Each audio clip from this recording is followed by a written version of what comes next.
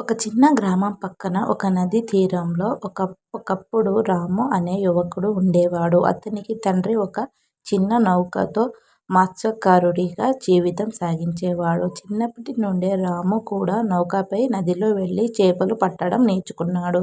కానీ రాముకు ఒక పెద్ద కల ఉండేది. ఒకరోజు నేను నా స్వంత పెద్ద నౌక కొనాలి, దానిలో సముద్రంలోకి వెళ్ళాలి. ఆ కల కోసం రోజూ కష్టపడి పనిచేసేవాడు. కొంత డబ్బు కూడగట్టాడు.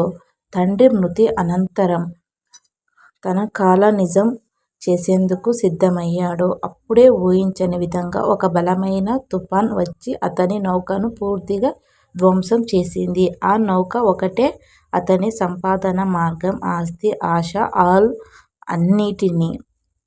అతన్ని చూసి ఊర్లో వాళ్ళంతా ఓదార్చారు. కొందరు చెప్పారు, ఇప్పటికైనా నువ్వు వేరే పని చేసుకో.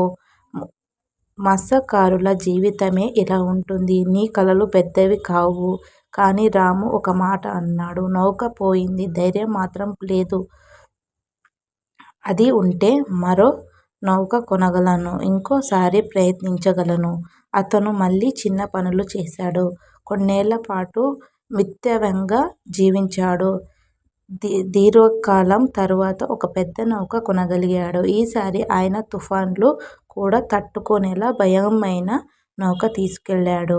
ఇప్పుడు అతని నౌక ఊర్లో కాకుండా చుట్టూ ఉన్న గ్రామాలకు చేపలు సరఫరా చేసే స్థాయికి చేరాడు.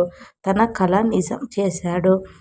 జీవితంలో అన్నీ కోల్పోయినా ధైర్యం ఒక్కటే మనల్ని మళ్లీ పైకి తీసుకువస్తుంది. మన కలలు నిజం కావడానికి మన పట్టుదల, మన ధైర్యం అవసరం. మీకు నచ్చితే ఒక లైక్ చేసి, షేర్ చేసి, సబ్స్క్రైబ్ చేసుకోండి.